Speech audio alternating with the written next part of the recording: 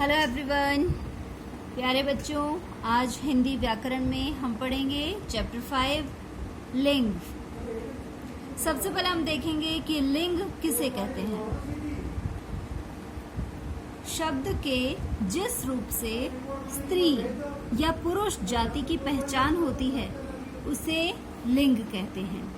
मतलब जिससे हमें यह पता चले कि स्त्री है या पुरुष। जैसे हमने यहाँ बोला पुरुष, तो हमें पुरुष नाम से पता चल गया कि ये आदमी के बारे में बोल रहे हैं। राजा, तो हमें पता चल गया कि ये किसी पुरुष जाति के बारे में है। दूल्हा, इससे भी पता चल रहा है। लेकिन जब हमने बोला स्त्री, तो इसका मतलब ये स्त्री जाति का है। जैसे बोला रानी, तो क्या पता चला ये पुरुष जाति है या स्त्री। हमें पता चल गया कि स्त्री जाति की पहचान हो रही है। दुल्हन, स्त्री जाति की पहचान हो रही है। तो शब्द के जिस रूप से स्त्री या पुरुष जाति की पहचान होती है उसे लिंग कहते हैं। लिंग के भेद, लिंग के दो भेद होते हैं। पहला पुल्लिंग, दूसरा स्त्रीलिंग। पुरुष जाति की पहचान कराने वाले शब्दों को पुल्लिंग कहते हैं। जैसे अध्यापक, शेर, छात्र, लड़का, पिताजी, दादाजी आदि। इनसे पुरुष जाति की पहचान होती है, वो पुल्लिंग होते हैं। घोड़ा, हाथी, धोबी, लड़का, हमें नाम से पता चल रहा है पुरुष जाति के बारे में है, तो ये पुल्लिंग है। सेकंड है स्त्रीलिंग। स्त्री जाति की पहचान कराने वाले शब्दों को स्त्रीलिंग कहते हैं। जैसे अध्यापिका, शेरनी, छात्रा आदि। घोड़ी, हथिनी, धोबिन, लड़की, ये सब हमें पता चल रहा है कि ये स्त्री जाति की पहचान करा रहे हैं, तो ये सब स्त्रीलिंग है। लिंग की पहचान करने के लिए कुछ नियम होते हैं।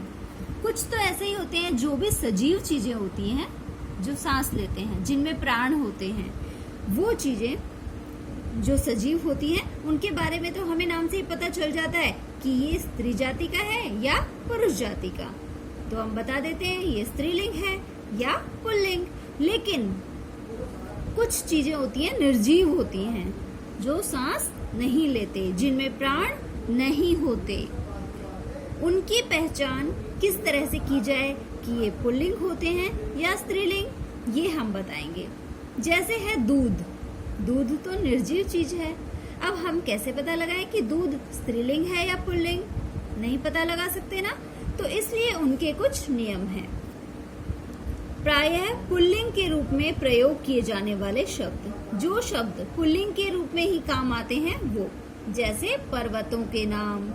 कोई भी पर्वत का नाम हो तो वो अक्सर पुल्लिंग के रूप में पहचाना जाता है। जैसे हिमालय पर्वत, अरावली पर्वत, सतपुड़ा पर्वत आदि।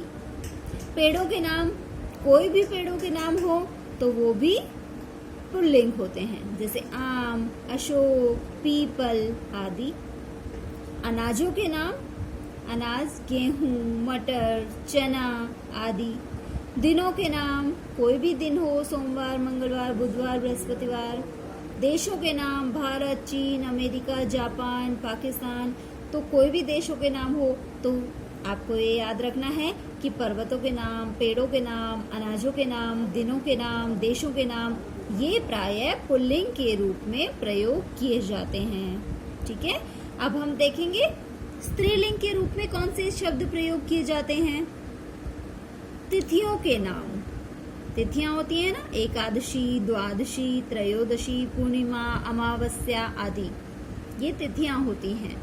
बोलियों तथा भाषाओं के नाम, ब्रज भाषा, अवधी भाषा, पंजाबी भाषा, राजस्थानी भाषा, ये सब बोलियां और भाषाओं के नाम है, ये भी स्त्रीलिंग होते हैं।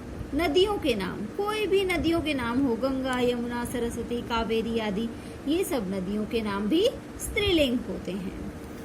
और देखिए, जिन शब्दों के अंत में आई, इया, हट, वट और ता होता है वो प्रायः स्त्रीलिंग शब्द होते हैं। जिनके अंत में क्या होता है, आई। जैसे मलाई, तो मलाई कैसा होता है, स्त्रीलिंग शब्द। इया, बुढ़िया तो इया लग गया, खटिया इया लग गया, चिड़िया, हट लग जाए आहट, वट लग जाए बनावट, ता लग जाए मित्रता। इस तरह से अंत में ये चीजें होती हैं तो वो भी शब्द कैसे होते हैं, स्त्रीलिंग होते हैं। ठीक है, कुछ यहाँ पुल्लिंग और स्त्रीलिंग शब्द दिए गए हैं आपकी बुक में। आपको अपनी बुक में ये सारे शब्द रीडिंग करने हैं। ठीक है, अच्छे से इनको सारे शब्द पढ़ने हैं और लर्न करने हैं। ठीक है, जैसे मैं आपको ये बोलकर बता देती हूँ। नर का नारी, नर पुल्लिंग है, नारी स्त्रीलिंग। छात्र छात्रा, आदमी औरत, चाचा चाची, श्रीमान श्रीमती, राजकुमार राजकुमारी, बाल बाला, दास दासी, चूहा चूहिया, लेखक लेखिका। इस तरह से आपको ये सारे भी रीडिंग करने हैं अच्छे से और लर्न करने हैं। और पूरा चैप्टर एक बार आपको अपनी बुक में से घर पर रीडिंग करना है और उसे समझना है। धन्यवाद।